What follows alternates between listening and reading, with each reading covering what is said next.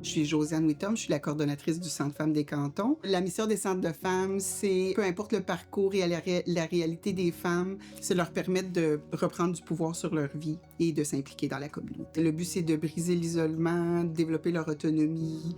En premier lieu, les centres de femmes, c'est un lieu où on accueille les femmes. On essaie vraiment de comprendre leur situation, puis on les soutient, on les accompagne dans ce qu'elles vivent. On offre des rencontres individuelles. Les femmes sont invitées à venir nous voir ici pour qu'on discute des difficultés qu'elles vivent, puis qu'on trouve des solutions avec elles. Aussi, on a des groupes de soutien. On a aussi des activités éducatives pour les femmes pour qu'elles puissent venir partager entre elles, s'entraider avec l'aide d'une intervenante. Ce genre d'activité-là, ça permet aux femmes de reprendre confiance en elles, puis aussi d'observer qu'ils sont souvent pas les seuls à vivre ce qu'elles vivent.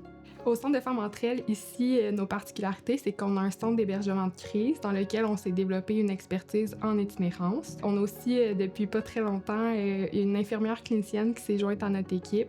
Puis, on a une clinique de soins infirmiers qui offre des soins gratuits.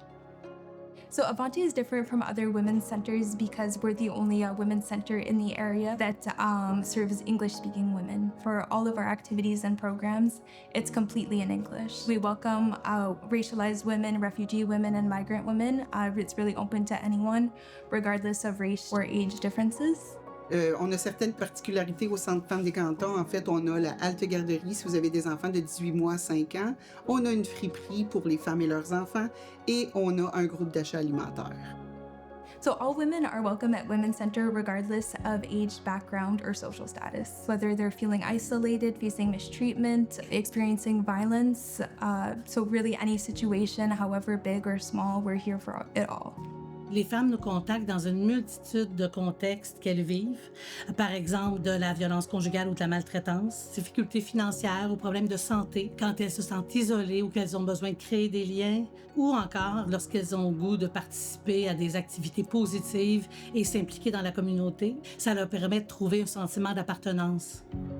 Pour rejoindre un centre de femmes, vous pouvez l'appeler, vous pouvez envoyer un courriel, vous pouvez vous présenter sur place au besoin. Vous pouvez aller visiter nos pages web aussi ou nos réseaux sociaux.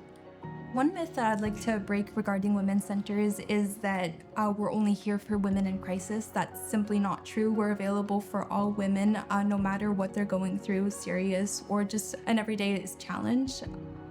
Dans les centres de femmes, on a une approche globale en conditions féminines. Ce que ça veut dire, ça, c'est que la femme peut se présenter ici, puis on va vraiment évaluer, selon la situation, qu'est-ce qu'on peut y offrir. On peut lui donner de l'aide individuelle, on peut l'accompagner à intégrer des groupes. Ça peut être un peu de tout. Si jamais ça ne correspond pas à nos services, bien, on va l'accompagner dans d'autres services qui vont correspondre mieux.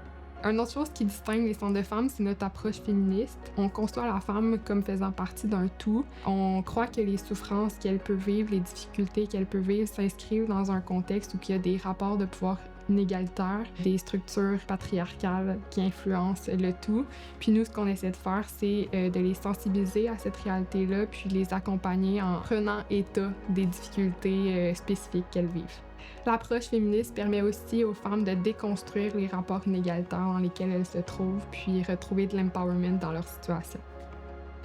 Si une femme hésite à demander de l'aide, ce que je lui dirais, c'est en fait demander de l'aide, c'est se faire un cadeau à soi. C'est une façon de briser l'isolement.